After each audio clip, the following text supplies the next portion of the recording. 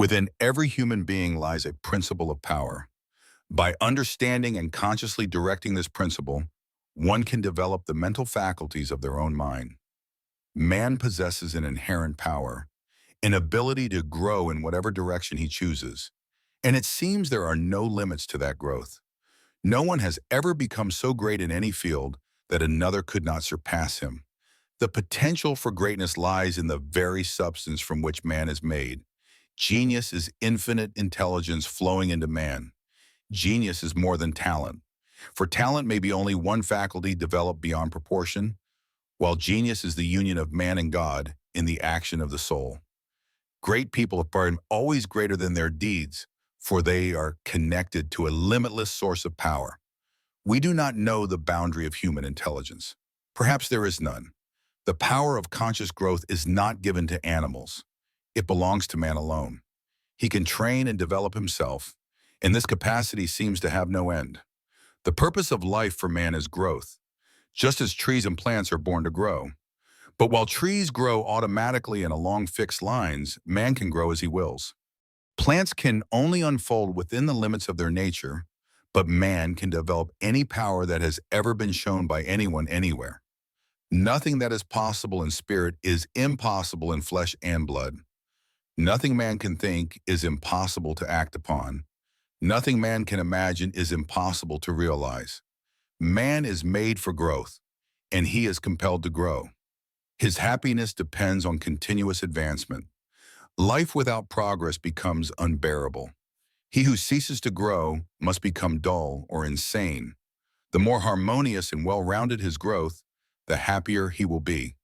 There is no possibility in one man that is not in all men. Yet, if each grows naturally, no two will become the same. Each person comes into the world with a natural tendency to grow along certain lines, and growth is easiest for him in those directions. This is a wise design, for it brings endless variety. The author likens humanity to a basket of bulbs. To the casual eye, they all look alike. But when they bloom, each reveals its unique beauty.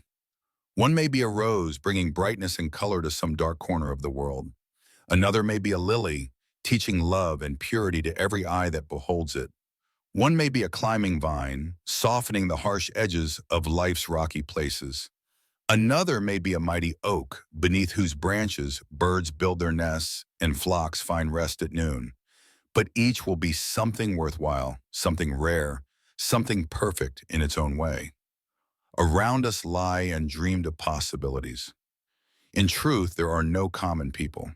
In times of national trial, even the idle man on the corner or the village drunkard may become a hero or a leader, when the principle of power within them is awakened.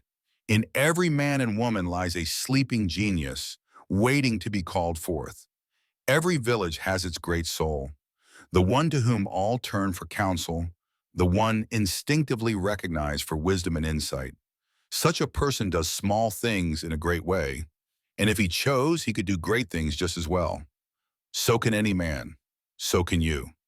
The principle of power gives to us exactly what we ask of it. If we only attempt little things, it gives us power for little things. But if we dare to do great things in a great way, it grants us all the power there is. Yet beware. Do not undertake great things in a small spirit. Of that, we shall speak later. There are two mental attitudes a person may take. One makes him like a football. It reacts strongly when struck, but never moves of itself. It has no inner power. It only responds to what acts upon it. Such people are controlled by circumstances and environment. Their destiny is decided by external things, and the principle of power within them never truly acts. The other type is like a flowing spring. Power wells up from within. He has a fountain of living water, springing up into everlasting life. He radiates energy, influencing everything around him. The principle of power in him is constantly active. He is self-moving. He has life in himself. No greater blessing can come to any man or woman than to become self-active. All the experiences of life are designed by providence to awaken this power, to compel us to stop being creatures of circumstance and become masters of our environment. In his lowest stage, man is the child of chance and circumstance, a slave of fear. His actions are all reactions. He originates nothing. But even the lowest savage has within him a principle of power strong enough to conquer all he fears. When he learns this and becomes self-active, he becomes as one of the gods. The awakening of the principle of power in man is true conversion, the passing from a death to life. It is when the dead hear the voice of the Son of Man and arise to live. It is resurrection and life. When this power is awakened, man becomes a child of the Most High, and all power in heaven and on earth is given unto him. Nothing that ever existed in another man is absent from you.